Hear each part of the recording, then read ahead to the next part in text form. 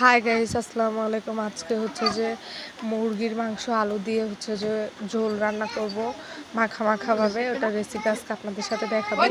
একটা কড়াই দিয়ে দিছি, এখন হচ্ছে যে পরিমাণ মতো তেল দিয়ে দিব, তারপরে পেঁয়াজ বাটা, রসুন বাটা এবং আদা বাটা দিয়ে দিব, দিয়ে মিক্স করে নিব।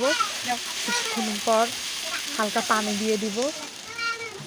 পানি দেওয়া হয়ে গেছে। এখন হচ্ছে যে পরিমাণ মতো হলুদের গুঁড়ো, পরিমাণ মতো লবণ, পরিমাণ মতো মরিচের গুঁড়ো দিয়ে দিব এবং ঝাল এলাচও দিয়ে দিব। কারণ হচ্ছে যে আপনারা যতটুকু পরিমাণে ঝাল দিবেন ততটুকু মরিচ দিবেন, যেহেতু আমরা কম ঝাল দিব তাই কম মরিচ দিয়েছি। এখন আমরা মুরগির মাংসটা দিয়ে দিব। দিয়ে দেওয়া শেষ। এখন একটু নাড়াচাড়া করে নিব ভালো করে। এটা হচ্ছে যে এখন কষানোর জন্য ঢেকে দিব। 5 মিনিট পরে আমরা কষানো হয়ে গেছে, তার জন্য দিয়ে ঢেকে তারপর হচ্ছে যে এটাকে একটু ভালো করে লেড়ে চেড়ে কিছুক্ষণের জন্য আরো 5 মিনিটের জন্য ঢাকনা দিয়ে দিব। হচ্ছে যে দিব আরও 5 মিনিট আবার দিয়ে দিব। তার জন্য এখন আমরা এটাকে ভালো করে কষানো হয়ে গেছে। এখন আমরা পরিমাণ মতো হচ্ছে যে আলু দিয়ে দিব।